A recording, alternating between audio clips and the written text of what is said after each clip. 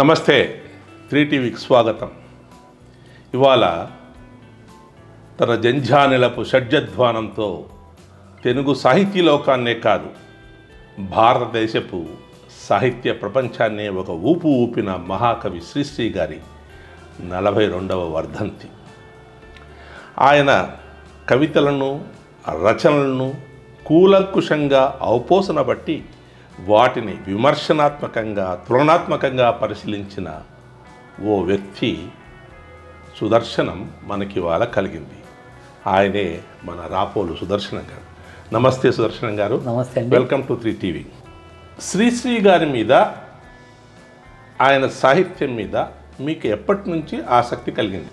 నేను బహుశా నాకు తెలియకుండానే సాహిత్యం మీద ఒక ఇంట్రెస్ట్ ఏర్పడింది.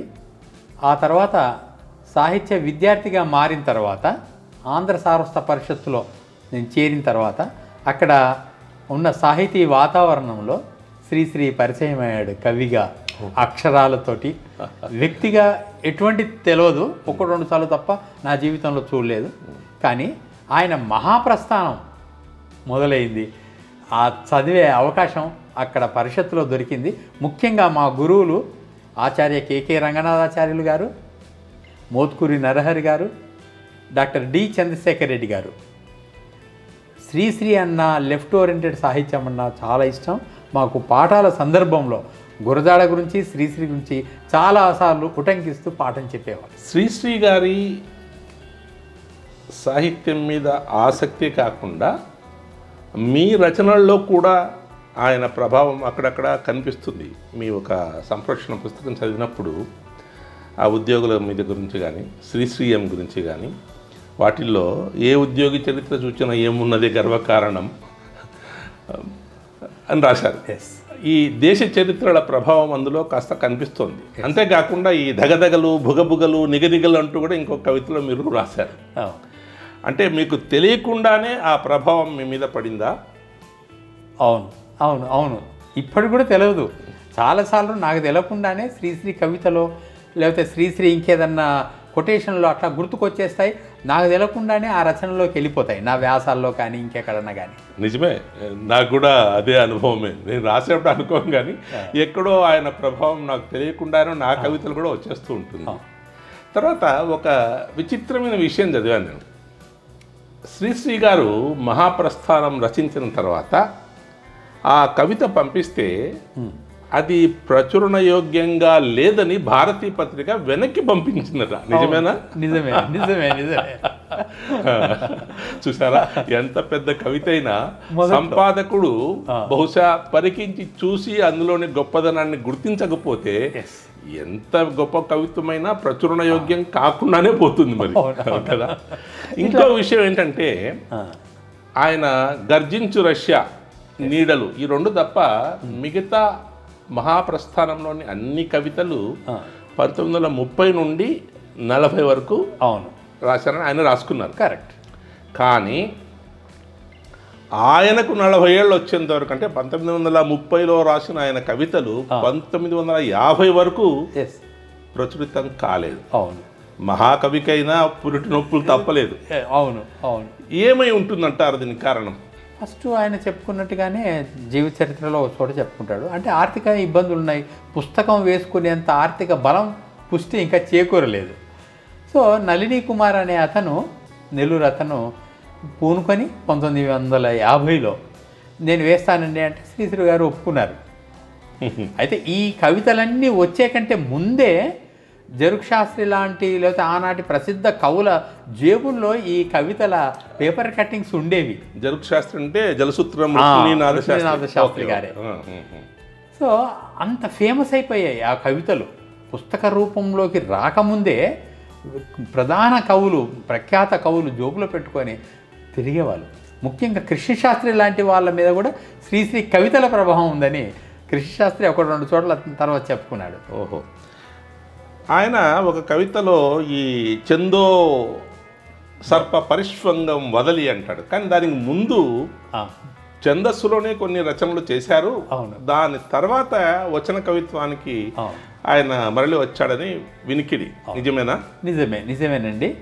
ఆయన మొదటి కావ్యం ప్రభవ. ప్రభవ, ఓకే. అది 1928లో ముద్రితమైంది. ఓహో. అందులో చాలా కవితలు పద్యాలే కాదా, వచన కవితలలాగా ఉన్న వాటిలో కూడా పద్య పాదాలే దొరుకుతాయి మనకి. ఓహో, అంటే చందోబద్ధమైన కవితలా? Okay okay. ఛందస్సు ప్రభావం ఆయన మీద చాలా ఉంది. ఇక్కడ ఇంకొక విషయం చెప్పుకోవాలి. తన జీవితంలో మొట్టమొదటిసారి రాసిన కవిత 9 ఏళ్ల ప్రాయంలో. అది చందోబద్ధం కందపద్యం లాగా నడుస్తుంది.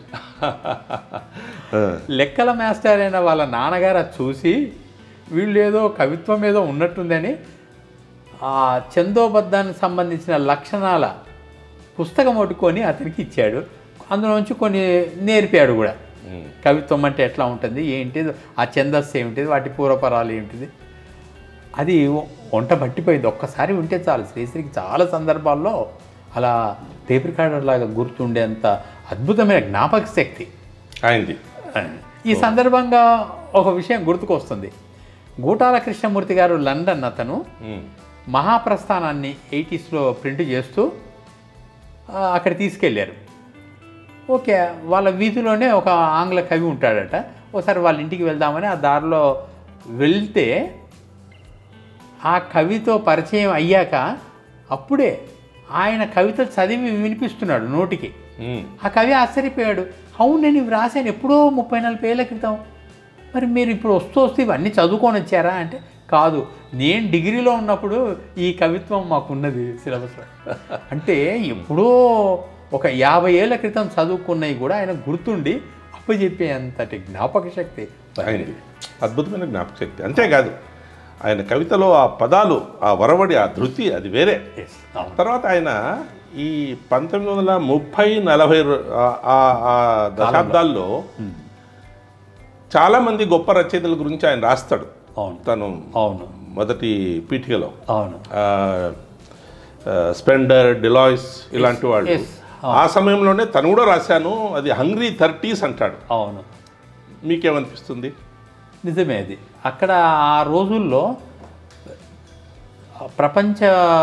మొదటి ప్రపంచ యుద్ధం అయిపోయింది. దాని ప్రభావంతో ప్రపంచవ్యాప్తంగా ద్రవ్యోల్బణం ఇట్లాంటివి చాలా చాలా ప్రభావాలు చూపి ఆ 30s, హంగ్రీ 30s అది ఫేమస్ అయ్యి ఉద్యోగాలు లేవు చాలామందికి ప్రపంచవ్యాప్తంగా.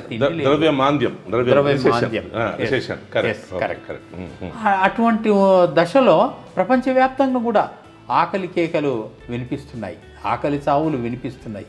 అందుకే ఆకలేసి కేకలేసి అని అంటాడు శ్రీశ్రీ. ఆకలి ఎక్కడిదైనా ఆయన తనదిగా అనుభవించి కేకేశాడు. అయితే మీరు ఈ మాట అన్నందుకు కృష్ణశాస్త్రి పీఠిక యోగ్యతా పత్రంలో రాసిన మాట గుర్తుకొస్తుంది. కృష్ణశాస్త్రి కవిత్వం ఎట్లా ఉంటుందంటే తన బాధ ప్రపంచ బాధ, కానీ శ్రీశ్రీ బాధ అట్లా కాదు. ప్రపంచ బాధనే తన బాధగా ఫీల్ అయ్యి కవిత్వం. కరెక్ట్. అందుకే శ్రీశ్రీ ఓ మాట అన్నది కూడా ఈ సందర్భం చెప్పుకుంటే బాగుంటుంది. కష్టజీవికి ఇరువైపులా నిలిచిన వాడే కవి అన్నది. కష్టజీవికి ఇరువైపులా వి అనే కష్టజీవి అన్న పదానికి రెండు వైపులా ఉన్న 2 పదాలు తీసుకొని కవి అన్న పదాన్ని తయారు చేసిన ఆయన చమత్కృతికి సలాం చెప్పాల్సిందే. నిజమే. తర్వాత ఆయన తన 40వ ఏట తన ప్రచురణ కావడం జేమ్స్ జాయిస్ ఉలిసెస్తో కంపేర్ చేస్తాడు. జేమ్స్ జాయిస్ లాంటి గొప్ప కవి కూడా తన 40వ ఏటనే తన పుస్తకాన్ని ప్రచురించే ఒక అవకాశం దొరికింది. ఇది కవులందరికీ బహుశా ఇది సర్వసాధారణమైన అనుభవం అనుకుంటాను. ఏమంటారు? అవును, నిజమే. ఎందుకంటే చాలామంది కవులు ఆర్థిక బ్యాక్గ్రౌండ్ అంత బాగా లేదు కాబట్టి వాళ్ళ రచనల్ని చాలా లేటుగా తెచ్చుకున్నారు. సరస్వతి ఉంటే లక్ష్మి ఉండదని లోకం విదితంగా ఉంది అంటారు కదా. అది చాలామందికి అప్లై అవుతున్నది. దానికి శ్రీశ్రీ అపోవాది కాదు. తర్వాత ఇంకోటి కూడా రాశాడు. ఈ సామాజిక వాస్తవత, మార్క్సిస్ట్ దృక్పథం, ఇవి 2 తన కవితల్లో ఉన్నాయని తను రాసి ముద్రితమైన తర్వాత ఒక్కసారి వెనక్కి తిరిగి చూస్తే అవునేమో అనిపించిందట. ఇప్పుడు మన మీద ఎలా శ్రీశ్రీ గారి ప్రభావం మనకు తెలియకుండా పడిందో అలాగే ఆయన మీద కూడా ఆనాటి సామాజిక వాస్తవత, తర్వాత అప్పుడప్పుడే పైకి వస్తున్న మార్క్సిజం ప్రభావం కూడా బహుశా ఆయనకు తెలియకుండానే ఆయనలో ఆవహించి ఉన్నింది. అవును అదే ఆయన కవితల్లో కనిపిస్తుంది అనుకుంటాను. అవును అవును కరెక్టు. అయితే ఈ దీన్ని సామాజిక స్పృహ అంటున్నాం.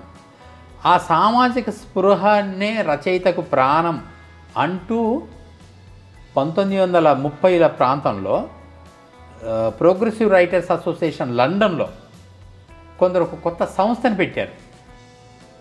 ప్రోగ్రెసివ్ రైటర్స్ అసోసియేషన్ అది. Progressive writers association. సో అది అక్కడ ఉన్నటువంటి ఆ మేనిఫెస్టోను తీసుకొచ్చి ఆ మేనిఫెస్టో శ్రీశ్రీ గారు అందించిన తర్వాతే అభ్యుదయ రచయితల సంఘం ఆవిర్భవించిందని ఎక్కడో చదివాను నేను. అదే నాంది అని. అయితే ఆ శ్రీశ్రీ గారు చదవకముందే స్టార్ట్ అయింది 1936లో మన తెనాలిలో. క్షమించాలి, ప్రాచుర్యంలోకి వచ్చింది ఆ మేనిఫెస్టో తర్వాత అని. 36లో లక్నోలో స్టార్ట్ అయింది. ప్రేమ్చంద్ గారు దానికి అధ్యక్షుడిగా. 43లో మన తెనాలిలో స్టార్ట్ అయింది అభ్యుదయ రచయితల సంఘం పేరుతోటి. అదే అంటే ఆ ప్రణాళిక ఏదైతుందో శ్రీశ్రీ చదివాడు. చదివి బాటసారి కవిత రాశాడు, ప్రతిజ్ఞ కవిత రాశాడు. పొలాలనన్ని హలాల దున్ని హిలాతలంలో హేమం పిండగా జగానికంతా సౌఖ్యం నిండగా, అట్లా అట్లా అట్లా వస్తూ పొలాలనన్ని హలాల దున్ని ఇలాతలంలో హేమం పిండగా జగానికంతా సౌఖ్యం నిండగా. కరెక్ట్. అది ఆయన విష్ఫుల్ థింకింగ్ అనుకుంటారు కదా. మరి అలా ప్రపంచంలో అలా జరగడం లేదు కదా. జరగట్లేదన్నది ఇప్పటికి కూడా చాలా ఆయన ఆలోచనలు. కానీ ప్రోగ్రెసివ్ రైటర్స్ అంటే ప్రగతివాద రచయితలు అనుకున్నంతగా ఇప్పటికి కూడా సరిగ్గా జరగట్లేదు. అయితే ఆ రచయితలు వచ్చిన తర్వాతనే సామాజిక స్పృహ అన్నది సాహిత్యంలో బలంగా నాటుకున్నది. అంతకుముందు వేమల లాంటి వాళ్ళు కొందరు ఉండొచ్చు మనకు, సామాజిక స్పృహ ఉన్న కవే. కానీ ఆ దృక్పథం సాహిత్య లోకంలో లేదు, అట్లా రాయాలి అనేది. బహుశా మనకు 12వ శతాబ్దం నుంచి 16వ శతాబ్దం వరకు ఈ సామాజిక వాస్తవికత దృక్పథం బహుశా బసవಣ್ణ, మన వేమన, తర్వాత సర్వజ్ఞ కన్నడంలో, మన ఏక్నాథ్ మరాఠీలో, నర్సింగ్ మెహతా గుజరాత్లో, బహుశా అది ఒక అలా అది ఒక ఒరవడి సాగుతూ వచ్చింది. కానీ అధునాతన ప్రపంచంలో 20వ శతాబ్దంలో బహుశా ఇలాంటి ఒక దృక్పథము సమాజానికి అత్యంత దగ్గరగా ఉండే కవితలు రాసిన వ్యక్తి బహుశా మన దేశంలో శ్రీశ్రీ గారే అనిపిస్తుంది నాకు. అవును అవును అవును శ్రీశ్రీ సమకాలికుల్లో శ్రీశ్రీలాగా అంత పవర్ఫుల్గా ఎవరు రాయలేదని చాలామంది, అంటే మన భారతీయ కవిత్వం తెలిసిన చాలామంది విమర్శకులు చెప్తుంటారు, ఇప్పటికి కూడా చెప్తుంటారు. నిజమే కూడా.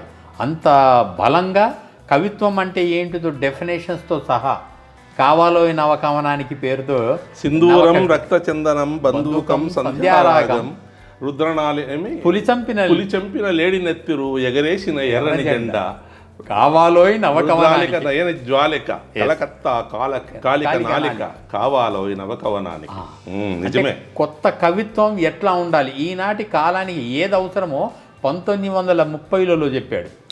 ఆ నవకవితను కదిలేది కదిలించేది, పెనునిద్దుర వదిలించేది, మునుముందుకు నడిపించేది. కరెక్టే. అంతవరకు ఏదో పక్కింటి కిటికీలో అమ్మాయి అనుకునేవాళ్ళం, కదిలేది కదిలించేది. కానీ శ్రీశ్రీ గారి కవిత్వం వచ్చిన తర్వాత నిజంగా విప్లవ కవితలు, సామాజిక దృక్పథం ఉన్న విప్లవ కవితలే మనల్ని కదిలిస్తాయనేది మనకు కూడా మనోగతమైంది. పెనునిద్దుర వదిలించేటట్టుగా ఉండాలి, పరిపూర్ణపు బ్రతికిచ్చేదిగా ఉండాలి. ఎంత గొప్ప తాటు, ఎంత గొప్పగా చెప్పాడు అసలు. అదే కాదు, తర్వాత ఆయన 1938లో బహుశా మొదటి ప్రపంచ యుద్ధం తర్వాత 2010 ఈ దేశ చరిత్రలో రాస్తాడు. అవును, ఏమి రక్తం చిందని ప్రదేశం ఏదీ లేదు, ఎక్కడ చూసినా ఏదో ఒక యుద్ధం జరిగింది, అన్ని చోట్ల రక్తసిక్తమైంది, ఏంటి దీనివల్ల ప్రయోజనం అని ఒక బాధ ఆయన కవితలో కనిపిస్తుంది, వ్యక్తపరుస్తారు ఆయన. ఏ దేశ చరిత్ర చూచినా ఏమున్నది గర్వకారణం, నరజాతి చరిత్ర సమస్తం పరపీడన పరాయణత్వం. ఎక్కడ చూసినా యుద్ధాలే, కాకుంటే కన్నీళ్లతో కలిసింది భూమాత అన్నంత గొప్పగా, చాలా గొప్పగా చెప్పాడు. తాజ్మహల్ నిర్మాణానికి రాళ్ళెత్తిన కూలీలు ఎవరు కాదు, ఆ తాజ్మహల్ నిర్మాణానికి రాళ్ళెత్తిన కూలీలు ఎవ్వరు, అంటే రాజు పల్లకి కాదు, అది మోసే బోయీలు ఎవ్వరు. అంటే అప్పటి వరకు రాజుల గురించి లేకపోతే అద్భుత మూర్తుల గురించి కవిత్వం అంతా, సాహిత్యం అంతా నడిచింది. వాళ్ళ వైపు కాదు, అట్టడుగున పడి కనిపించని కథలన్నీ కావాలి ఇప్పుడు. ఆ పల్లకిని మోసిన బోయిల చరిత్ర కావాలి వాళ్ళు. ఆ కోట ముట్టడికైన ఖర్చులు, ఈ ప్రేమ పురాణం, ఆ రానికైన ఖర్చులు, ఇవి కాబోయి చరిత్ర సారం. రైలు నది నాగరికతలో సామాన్యుని జీవనం పెట్టింది. కరెక్ట్. సో అప్పటి వరకు రాజుల గురించి రాణుల గురించి ఏదో కచకుచ వర్ణన చేసే ప్రబంధ కవుల నుంచి ఒక సామాన్యుని జీవన శైలి, వాడు ఎదుర్కొనే కష్ట నష్టాలను గురించి అందరికీ అర్థమయ్యే భాషలో, అంటే ఆయన మరి కొన్ని క్లిష్టమైన పదాలు వాడినా ఆ ఒరవడిలో అందరికీ అర్థమయ్యేలాగా రాస్తారు ఆయన. ఆ ఒరవడి బహుశా ఆయన సృష్టించారు భారతదేశంలో అనిపిస్తుంది నాకు. అవును, ముఖ్యంగా కవితల్లో. అంటే ఆ సాంప్రదాయపు ప్రతీకలు లేకుండా, అంటే అందులో నుంచి వచ్చాడు కాబట్టి మహాకవి శ్రీశ్రీ కూడా, ఆ ప్రతీకలు లేకుండా నేల విడిచి సాము చేయలేరు, ఎవరూ చేయలేరు. అందుకే శ్రీశ్రీ తన కవిత్వంలో పాత పురాణ ప్రతీకలు అన్నీ ఉంటాయి. ధనంజయునిలాగా సాగండి అంటాడు. మరో మహాప్రస్థానం కవితలోని, అంటే అర్జునుడిలాగా వీరుడై సాగండి అని. అట్లాగే యముని మహిషపు లోహ గంటలు వినిపిస్తున్నాయి అంటాడు. అట్లా చాలా పురాణ ప్రతీకలు ఉంటాయి. కానీ వాటన్నిటి కూడా కొత్త అర్థం తీసుకొచ్చాడు. అసలు మహాప్రస్థానం అంటేనే కొత్త అర్థం తెచ్చాడు. మనకు మహాభారతంలో వస్తుంది ఆ పదం. చనిపోయిన తర్వాత స్వర్గలోకానికి వెళ్ళేటప్పుడు జరిగే ఆ ప్రయాణం మహాప్రస్థానంగా చెప్పుకుంటాం. కానీ అభ్యుదయం వైపు, మరో ప్రపంచం వైపు వెళ్ళడం అన్నది అనే అర్థాన్ని తీసుకొచ్చాడు ఆ పదానికి. కదం తొక్కుతూ పదం పాడుతూ హృదంతరాళం గర్జిస్తూ వినపడలేదా మరో ప్రపంచపు జలపాతం అంటారు. అది కాస్త యుటోపియా అనిపించదా మీకు? లేదు, అనిపించదు. అంటే ఒక మార్చింగ్ సాంగ్ లాగా తన వెంట తన జాతి జనులను తీసుకెళ్తున్నాడు ముందుకి, కొత్త ప్రపంచం కోసం, మరో ప్రపంచం కోసం. ఇది మార్చింగ్ సాంగ్, అది మహాప్రస్థానం. దాంట్లో ఆ పదాల విరుపు, ఆ పదాల పదబంధము అద్భుతంగా ఉంటాయి. అవును అవును అవును. అంతవరకు ఎవరు ఇంత గొప్ప రిధంగా రాసినట్టు మనకు తెలుగులో కనబడదు. శ్రీశ్రీ ఒక కొత్త ఒరోడి వైపు, మరో ప్రపంచం వైపే నిజంగా తీసుకెళ్ళాడు. ఇటు కవిత్వాన్ని అటు జనాల్ని కూడా తీసుకెళ్లే ప్రయత్నం చేశాడు. కరెక్టే. తర్వాత ఆయన స్విన్బర్న్ కవి గురించి ఒక మాట అంటాడు. ఓ కవి నీ మంగళ కళాహలాహలిలో కరిగిపోతి నీ కానరాకే. ఓ కవి నీ గళగళన్మంగళ కాలాకహళ హలాహలిలో కలిసిపోతి నీ కరిగిపోతి నీ కానరాకే కదలిపోతి నేను రాస్తాడు. ఆయన స్విన్బర్న్ గురించి అని రాస్తే, మనకు స్విన్బర్న్ గురించి నాకు పెద్దగా తెలియదు, కానీ ఆ పదాలు శ్రీశ్రీ గారికి కూడా వర్తిస్తాయేమో అనిపిస్తుంది. Exactly correct. చాలా గొప్ప మాట చెప్పారు మీరు. ఏదైతే తనకు నచ్చిన కవి గురించి చెప్పాడో అవన్నీ కూడా శ్రీశ్రీ కూడా వర్తిస్తాయి 100%. మనమందరం కూడా అట్లా కలిసిపోతిమి, కరిగిపోతిమి, కానరాకే కదలిపోతి. శ్రీశ్రీ ప్రభావంలో ఇప్పటికీ కొట్టుకుపోతున్నాం. నిజమే. ఆయన ఎప్పుడో రాసిన కవితలు, ఆయన వాడిన పదాలు మనకు తెలియకుండానే మన కవితల్లో కూడా ప్రస్ఫుటిస్తాయి. ఇప్పటికి కూడా ఆయన కొటేషన్ లేకుండా మీరు ఏ రోజైనా చూడండి, ఖచ్చితంగా ఒక పద్యం కొటేషన్ లాగా కనిపిస్తుంటుంది. మొన్న ఇటీవల రామోజీరావు గారు మరణించారు.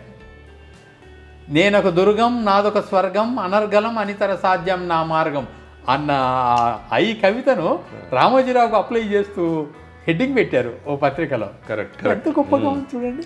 అదే అది ఇది నా ఊహ చాంపేయమాల నా ఊహ కేదార గౌళ, దాని కింద ఇది నేనొక దుర్గం నాదొక స్వర్గం అనర్గలం అనితర సాధ్యం నా మార్గం.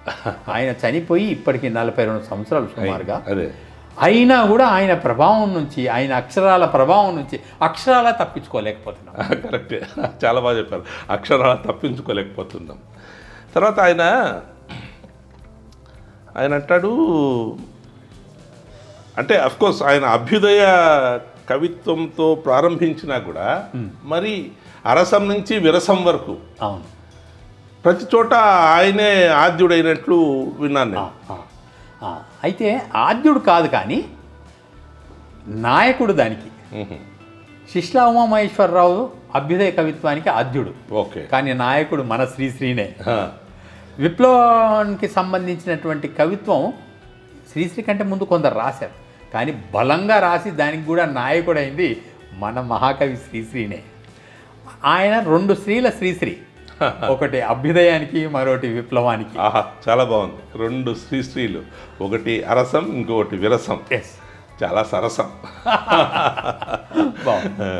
తర్వాత ఆయన ఎక్కడో రాస్తాడు, నేను ఈ మొదటి ఆ వరవడి నుంచి గురజాడ గారి జాడ తీసుకున్నాను, అక్కడి నుంచి కాస్త వెలుపలికి వచ్చేసాను అంటారు.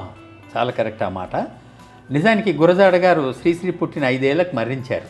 శ్రీశ్రీ 1910లో పుడితే 15లో ఆయన చనిపోయాడు. ఓహో, 5 ఏళ్ల వ్యవధిలో. అయితే ఆయన లక్షణాలన్నీ మనకు శ్రీశ్రీలో కనిపిస్తాయి. శ్రీశ్రీ తన గురువుల్లో చెప్పుకున్నటువంటి ఒక గురువు గురజాడ గారు కూడా. ఓహో. అయితే గురజాడ గారు తను బతికున్నంత కాలము అకవి అని చాలా ఆనాటి పండితులు ఆయన మీద ముద్రేశారు. అంటే సమకాలికులు ఎవ్వరు కూడా అందుకోలేనంత ముందున్నాడు గురజాడ. ఆ జాడే వేరు. ఏ రీతి రచించినేని సమకాలికులు మెచ్చరే అని మన ఓ పాత కవి చెమకూర వెంకట కవి చెప్తాడు. చాలా గొప్ప కవి ఆయన తన కాలంలో. ఈవెన్ అన్నయ్య గారు కూడా అన్నారు కదా, రసమతులైన సత్కవీంద్రులు మెచ్చగానే. అలాగే ప్రతిసారి ప్రతి కవికి ఇది ఒక అభిలాష ఉంటుంది. తన సమకాలికులు అందుకోలేక అతను కవే కాదన్నారు గురజాడ. అసలు ఆయన సాహితీవేత్తనే కాదన్నంత ఘోరంగా అన్నారు. కానీ శ్రీశ్రీ ముత్యాల సరాలు పేరుతోటి 1930లలో ఒక పెద్ద వ్యాసం రాశాడు ఆయన ముత్యాల సరాల మీద.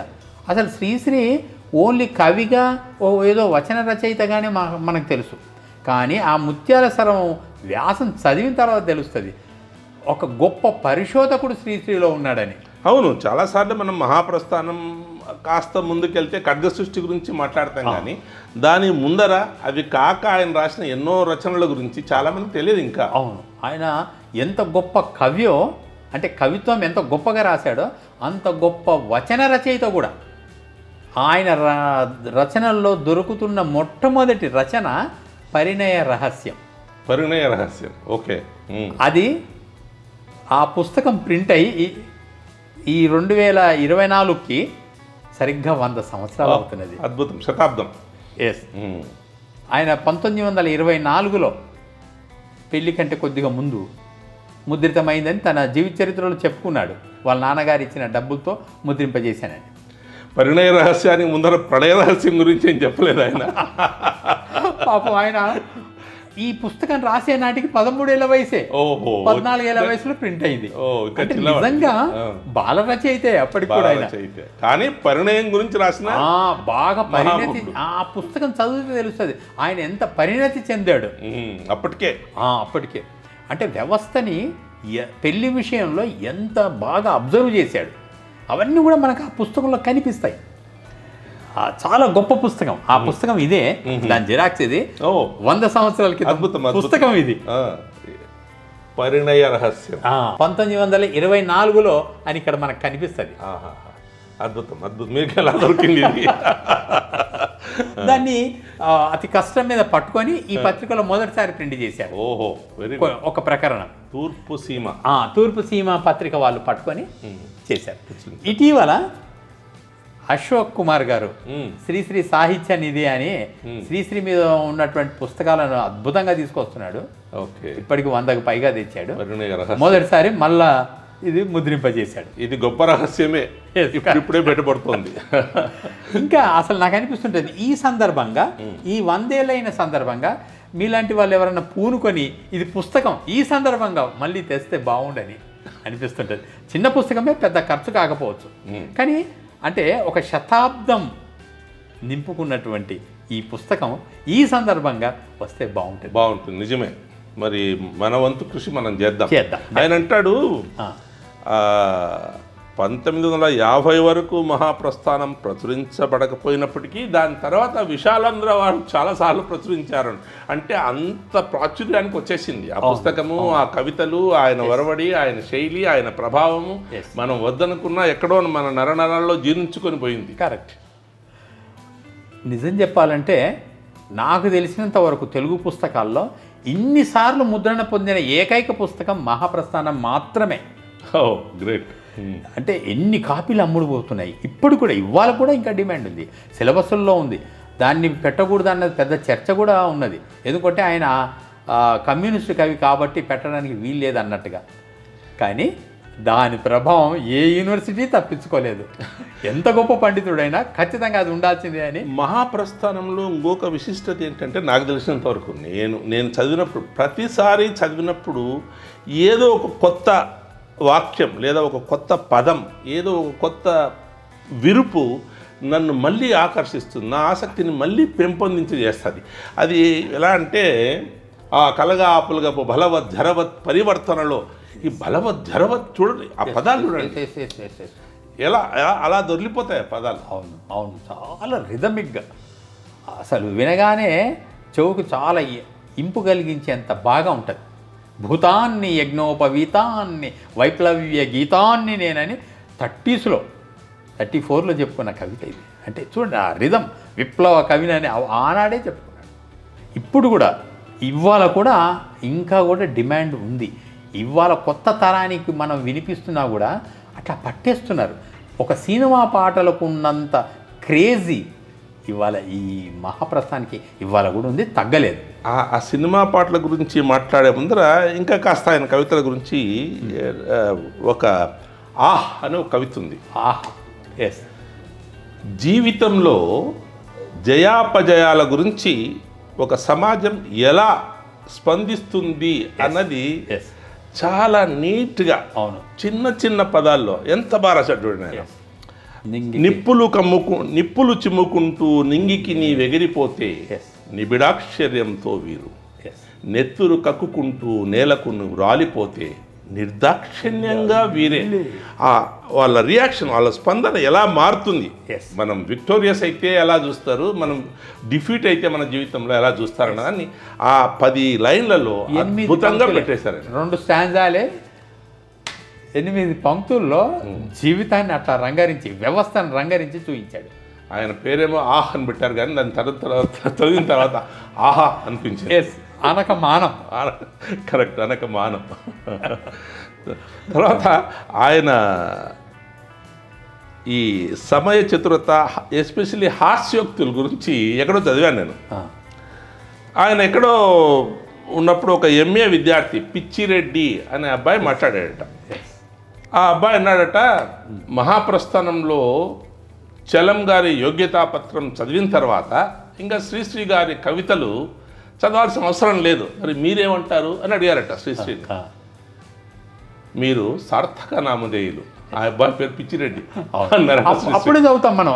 ఆ పేరు ఎవరిది అంటే ప్రజా పేరుతో చాలా పుస్తకాల్లో కూడా వచ్చింది. ఆ ప్రశ్న మామూలుగా అన్ని ప్రశ్నలు చదువుకుంటూ పోతుంటాం.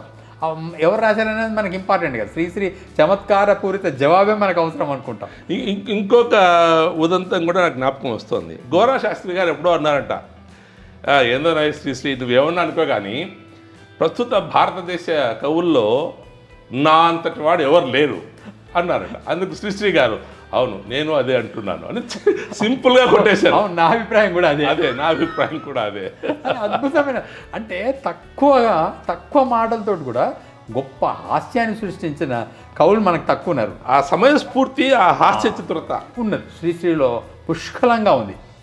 ఆయన కవిత్వం చూసినా, వచన రచన చూసినా, ప్రశ్న జవాబులు చూసినా, ఏదైనా కూడా ఒక చమత్కారం లేకుండా ఉండదు. దానికి ఒక చోట అంటాడు ఆయన, విచిత్రం వినా కవిత్వం లేదంటాడు. ఏదైనా విచిత్రంగా చెప్పకపోతే అది కవిత్వమే కాదు, అదొక ప్రోజు లాగా నడిచిపోతుంది. అయితే ఇక్కడ ఇంకో విషయం కూడా చెప్పాలి. ఆయన ప్రోజు కూడా కవిత్వం అంత గొప్పగా రాశాడు. 1933లో ఒక కవిత నేను మీకు చూపిస్తాను. ఆయన ఒక పత్రికకు రాసినటువంటి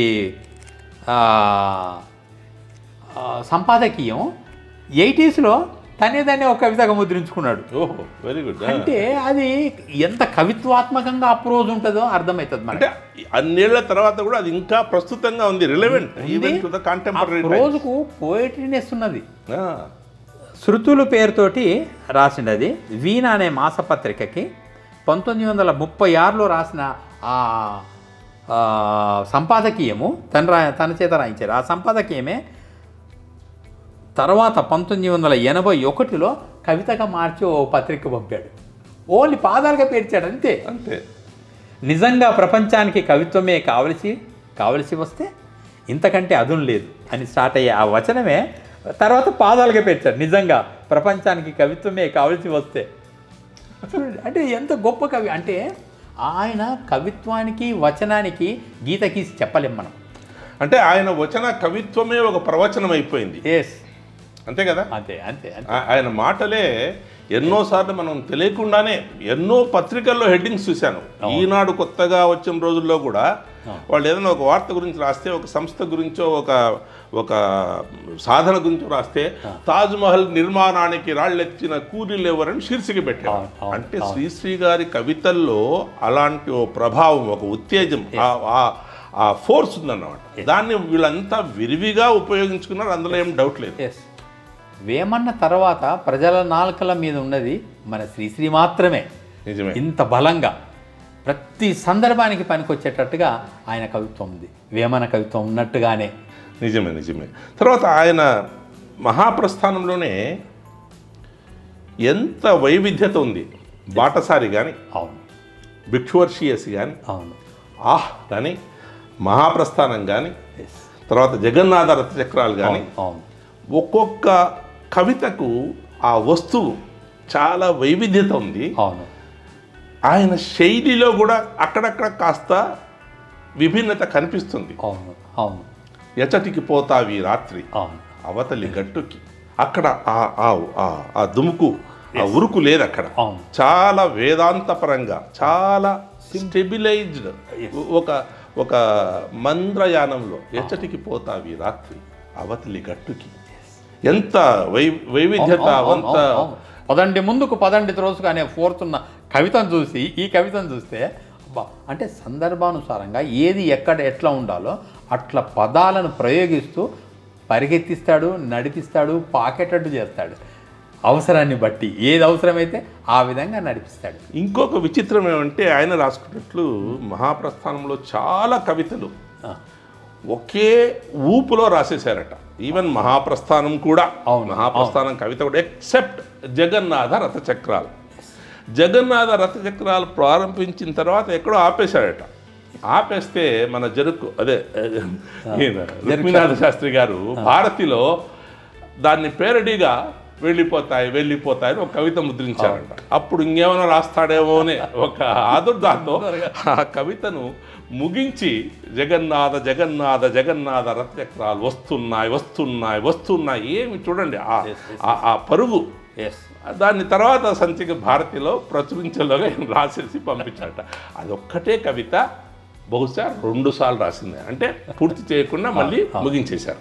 మిగతా అన్ని కవితలు ఒకే ఊపులో ఒకే ఉదుటను రాసేశాడంటే నిజంగా చాలా గొప్ప కవి ఆయన, మహాకవి. అవును, అవును. అంతేకాదు, అసలు మహాప్రస్థానంలో అసలు దళితుల గురించి రాయలేదంటుంటారు, కానీ పతితులార భ్రష్టులార బాధా సర్పదష్టులార ఏడవకండి ఎవరి గురించి రాయలేదు. అట్లాగే స్త్రీల గురించి లేదంటారు. దారి పక్కన చెట్టు కింద ఆరిన కుంపటి విధాన కూర్చున్నది ముసుల్దొకటి. అట్లా పదచిత్రాలతోటి ఆ బిచ్చగత్యం చూయించాడు. మన కళ్ళ ముందు ఒక దృశ్యం ఆవిష్కరింపబడుతుంది ఆయన పదాల్లో. అట్లా స్త్రీల గురించి రాశాడు, దళితుల గురించి రాశాడు. ఖచ్చితంగా చెప్పాలంటే సామాజిక స్పృహతోటే రాశాడు ప్రతి కవితను కూడా. అంటే ఈ వర్గము ఆ వర్గము అంటే మా గురించి రాయలేదని ఇప్పుడు కొన్ని వర్గాలు అంటుంటాయి, సామాజిక వర్గాలు. అట్లా అది కరెక్ట్ పద్ధతి కానే కాదు. నన్నయ్య రాశాడా, పెద్దన్న రాశాడా, అట్లా చూడకూడదు.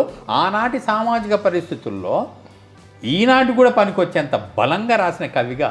అంతేకాదు, చూసే వాళ్ళ దృక్పథంలో కూడా ఏ దృక్కోణం ఉందో అదే కనిపిస్తుంది వాళ్ళకు. ఎగ్జాక్ట్లీ. స్త్రీ గురించి చూసారా, ఉంది, ఎస్ మీకు తెలియలేదు అంతే. అంతే కరెక్ట్. దళితుల గురించి రాయలేదు ఆయన, రాశాడు, Yes. మీరు చదవలేదు అంతే అంతే. అది విషాదకరం. మీ అవగాహన మీ చేసుకోలేదు. అవగాహన కరెక్ట్. అంతే. ఇంకొకటి, ఆ మధ్య నేను అమెరికాకి వెళ్ళిన తర్వాత అక్కడున్న ఒక ఎలక్ట్రానిక్ పత్రిక వాళ్ళు అడిగారు ఏదన్నా ఒక వ్యాసం రాసివ్వండి అని. సరే, మహాప్రస్థానం నా వెంట ఉంది, ఎప్పుడు దాన్ని భగవద్గీత లాగా వెంట మోస్తాను నేను. ఆధునిక భగవద్గీత అని చెప్పొచ్చు. ఆ పుస్తకం దాని మీదే రాద్దామనిపించి ఊరికి పుస్తకం తిరిగేశాను. ఏముంది, అసలు ఇండియా కోసం కాదు రాసింది ఆయన, ప్రపంచంలో ఏ దేశమైనా చదువుకోదగ్గంత బాగా ప్రతి దేశానికి వర్తించేంతగా రాసినట్టు అనిపించి ఎల్లలేరు కానీ మహాప్రస్థానం పేరుతో వ్యాసం రాశారు. ముందుగా చైనాలో రిక్షావాడు, ఐర్లాండ్లో ఓడ కలాసి, చెక్ దేశపు గనిపని మనిషి, ఐర్లాండ్ ఓడ కలాసి. ఒక ఇంటర్నేషనల్, ఒక అంతర్జాతీయ దృక్పథం ఆయన పదాల్లో కనిపిస్తుంది, భావంలో పదాల్లో ఉంది మహాప్రస్థానంలో. చూడలేకపోతే మనం కబోదులం అంతే తప్ప ఆయన దీని తప్పు కాదు. తర్వాత ఆయన సినిమా పరిశ్రమలో అడుగుపెట్టిన తర్వాత మొదట డబ్బింగ్ చిత్రాలకు ఆహుతి చిత్రంతో అనుకుంటాను ప్రారంభం చేశారు. కానీ అక్కడ కూడా ఆయన ప్రభావం ఎలా ఉండేదంటే, ఇప్పుడు తర్వాత వచ్చిన బాలభారతం సినిమాలో ఒక పాట ఉంది, మానవుడే మహనీయుడని. కానీ కాస్త వెనక్కి వెళ్తే ఈయన ఒక డబ్బింగ్ సినిమా గాంధారి గర్వభంగం అనేది, దాంట్లో ఒక పాట రాశాడు. ఆల్మోస్ట్ ఆ పాట ఉత్తేజమంతా ఈ పాటలో కనిపిస్తుంది.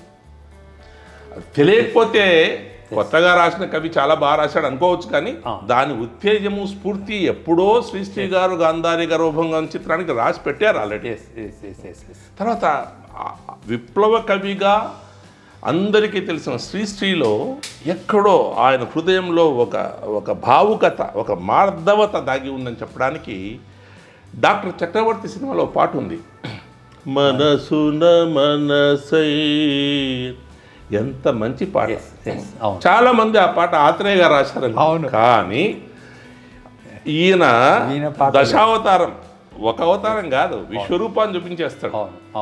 ఒక మనిషి హృదయంలో ఉన్న ఆ ఆవేదన, ఆ భావన, ఆ భావుకత, ఆ మార్దవత ఆ పదాల్లో అలా కొట్టుకొచ్చినట్టు కనిపిస్తుంది, కొట్టొచ్చినట్టు కనిపిస్తుంది.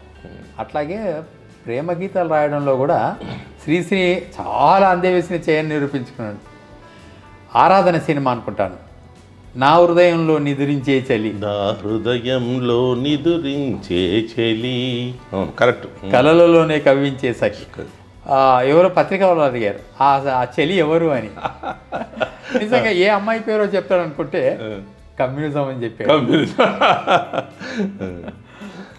మంచి అద్భుతమైన పాటలు. ఆ రోజుల్లోనే బహుశా సముద్రాల గారు, మల్లాది గారితో పోటీగా సాహిత్యపు విలువలున్న పాటలు రాసిన కవి శ్రీశ్రీ, గేయ రచయిత, పాటల రచయిత శ్రీశ్రీ గారు. అవును అవును, ఆయన ఒక్కో రోజు 10-20 పాటలు కూడా రాశాడు. ఈ పునర్జన్మ అనే సినిమాలో ఆయన రాస్తాడు, నీ పద కంకణ నిక్వనమా నివా నీ వీణా నినాదమా. చూసారా, అది మొదట చాలా మంద్ర స్థాయిలో స్టార్ట్ అవుతుంది, ఎవరివో నీవెవరివో. కానీ అది అలా ముందుకెళ్తూ తేనెల వెన్నెల సోనవో అని వర్ణిస్తూ ముందుకు వెళ్తూ ఆవేశం ఎక్కువే. ఆ పరుగు, శ్రీశ్రీ గారి పరుగు ఆ రెండు వాక్యాల్లో వచ్చేస్తాయి. నీ పద కంకణ నిక్వనమా నివా నీ వీణా నినాదమా. ఆ కంకణము నిక్వనము అనేది ఆ రోజుల్లో ఆయన వాడిన అదే గాంభీర్యమైన సంస్కృత పదభూయిష్టమైన సమాసాలు తర్వాతి రోజుల్లో నారాయణ రెడ్డి గారి మీద కూడా కాస్త ప్రభావం చూపించారు. చరణ కింకిణులు గల్లు గల్లు మన ఆ కింకిని కంకణ నిక్వానం ఇవన్నీ శ్రీశ్రీ గారు ఎప్పుడో వాడేశారు. అంటే ఒక కవి వాడిన పదం మళ్ళీ వేరే వాళ్ళు వాడకూడదని కాదు, కానీ ఎక్కడో తెలియకుండా ఆ పదాలు వచ్చేస్తాయి. పూర్వ కవుల ప్రభావం అందరి మీద ఉంటుంది. కరెక్ట్. ఏ కవిని తీసుకున్నా కూడా ఉంటుంది. మనకు పద్య కవులు కూడా అంతకు పూర్వం ఉన్న కవుల అందరి ప్రభావం ఉంటుంది. తర్వాత ఆయన ఎంత ప్లెయిన్, చాలా సరళ జీవి అంటే తను రాసిన పాట అల్లూరి సీతారామరావు చిత్రంలో తెలుగు వీరలేవర పాటకు జాతీయ ప్రశస్తి దొరికింది. కానీ అందులో ఒక వాక్య నిర్మాణంలో తప్పు ఉంది, నేను సరిదిద్దేలాగా వాళ్ళు రికార్డింగ్ చేసేశారు అని రాస్తాడు ఆయన. ఎంత గొప్ప మనస్తత్వం చూడండి, ఒక తప్పును ఒప్పుకోవడం. అసలు మా అనంతం రాసింది కూడా ఆ ఉద్దేశమే తను చోట చెప్పుకుంటాడు. ఓకే, అంటే చాలా నిజాయితీగా రాశాడు. నేను అబద్ధాలు రాయదలుచుకోలేదని. తను చేసిన తప్పులన్నీ రాశాడు. అవును, ఎందుకు నేను రాస్తున్నానంటే ఈ తప్పులు ఇంకోరు చేయకూడదని. కరెక్ట్. ఎంత గొప్ప ఊహ, గొప్ప ఆలోచన. తను ఒప్పుకుంటూ ఇటువంటి తప్పులు ఇంకెవరు చేయకూడదు. అది ఎంత చాలా మంది దాచేస్తారు అవును తమ తప్పుల్ని. ఒప్పుకోరు, తప్పని ఒప్పుకోరు. ఆయనేమో అది తప్పు, కానీ నేను చెప్పేలోగా అది రికార్డింగ్ అయిపోయింది, కానీ తప్పే అని ఒప్పేసుకుంటారు. అది ఆ గొప్పదనం. ఆ పసి మనస్తత్వం. తప్పు చేసేసిన దాన్ని దాటేయాలనుకోడు. నేను తప్పు చేశాను. ఇందిరాగాంధీ 20 సూత్రాలు దాని మీద పాట రాశాడు. మరో ప్రపంచం సినిమాలో ఇందిరమ్మ సందేశం మరో ప్రపంచం రాసిన తర్వాత ఎవరో అడిగారు, ఏంటి శ్రీశ్రీ గారు మీరు ఇందిరమ్మ గారి గురించి రాశారని. అవును తప్పే, కానీ కొన్నిసార్లు ఒత్తిళ్లకు లొంగాల్సి వస్తుందని ఒప్పుకున్నారు ఆయన. నిజమేనా? నిజమే, అదే నిజమే. ఆయన కొన్నిసార్లు కూడా పసి మనస్తత్వం కాబట్టి అది కరెక్ట్ అనిపించి దాన్ని నమ్మేసి పాట రాసేసాడు.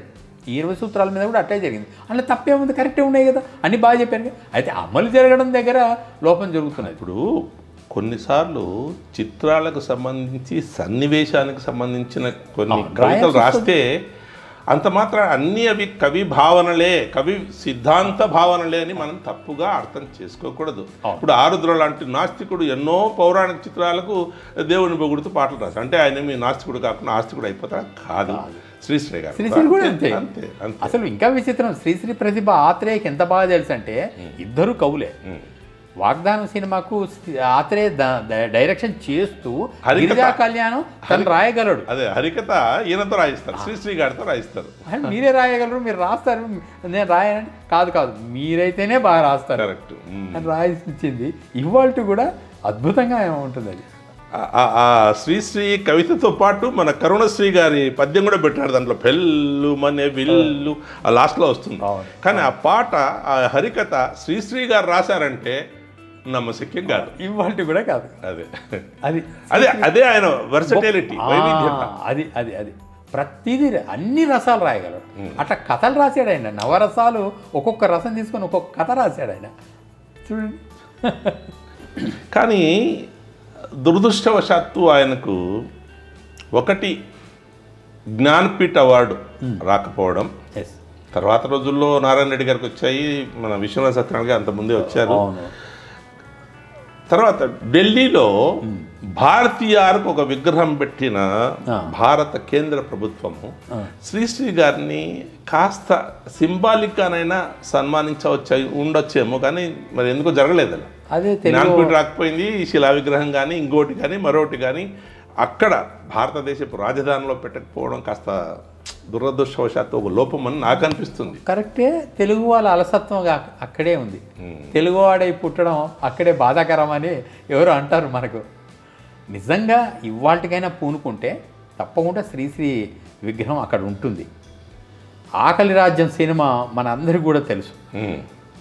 అంటే అప్పటికి సాహిత్య టచ్ లేని వాళ్ళకు కూడా శ్రీశ్రీ పరిచయం అయ్యాడు ఆ సినిమా. అవును, అంటే తమిళంలో ఆయన భారతీయారు కవితలు ఎలా యూజ్ చేశాడో బాలచంద్ర గారు తెలుగులో అన్ని శ్రీశ్రీ గారి కవితలు యూజ్ చేశారు. ఆయన బాలచంద్ర ఒక చోట అంటాడు, అసలు హిందీ సినిమా, తెలుగు సినిమా, తమిళ సినిమా మూడింటిని మనం గమనిస్తే, ముగ్గురు కవులను గమనిస్తే కథకు బాగా అతికినట్టుగా ఉన్న కవితలు శ్రీశ్రీవి మాత్రమే అని ఆ డైరెక్టరే స్వయంగా చెప్పాడు. అంటే సామాజిక స్పృహ ఎంత బాగా అబ్బింది ఆ కథకి అని మనకు తెలుస్తుంటుంది. తర్వాత ఆయన చిత్రోక్తికి ఇంకో ఉదాహరణ కూడా చెప్తుంటారు. శ్రీశ్రీ గారు మీరు తాగడం ఎప్పుడు మానేస్తారని ఎవరు అడిగారట. ఆ మద్రాసులో ప్రొహిబిషన్ ఎత్తేసిన తర్వాత అన్నారట. అంటే అది ఇప్పుడే జరగదు, అంతవరకు నేను మానను అని. నిజంగా ఎంత బాగా చెప్పారు చూడండి. చాలా సందర్భోచితంగా, చాలా పకడ్బందీగా బాగా మాట్లాడతాడు. ఒక హోటల్లో తను ఉన్నప్పుడు దానికి ఉదాహరణగా చెప్పుకోవచ్చు. బెల్ కొట్టాడు రాత్రి 2 ఆ ప్రాంతంలో. వచ్చాడు బాయ్, ఏం సార్ ఏం కావాలంటే పావురం కావాలండి. సార్ పావురాలు ఇంత రాత్రి దొరకవు సార్, కనబడవు కూడా సార్, రేపు పొద్దున 6 తర్వాత. పావురం అది కాదయ్యా, ఎగిరే పావురాలు కాదు, పావు రమ్ము అడిగాను నేను. వాటర్ బాటిల్ పావు రమ్ము అంటే ఎంత చమత్కృతి ఉంది. అతను అది అర్థమై నవ్వుకుంటూ వెళ్ళిపోయాడట. తన దగ్గర తనది తెచ్చిచ్చాట రాత్రి. అది అది సో అలాంటి వ్యక్తిని సంస్మరిస్తూ ఆయన వర్ధంతి రోజు ఆయన గురించి కూలంకుషంగా పరిశోధన చేసి దాని మీద పిహెచ్డి పొందిన మీతో ఇవాళ మా సందర్శనం సుదర్శనం గారు నిజంగా సార్థకమే.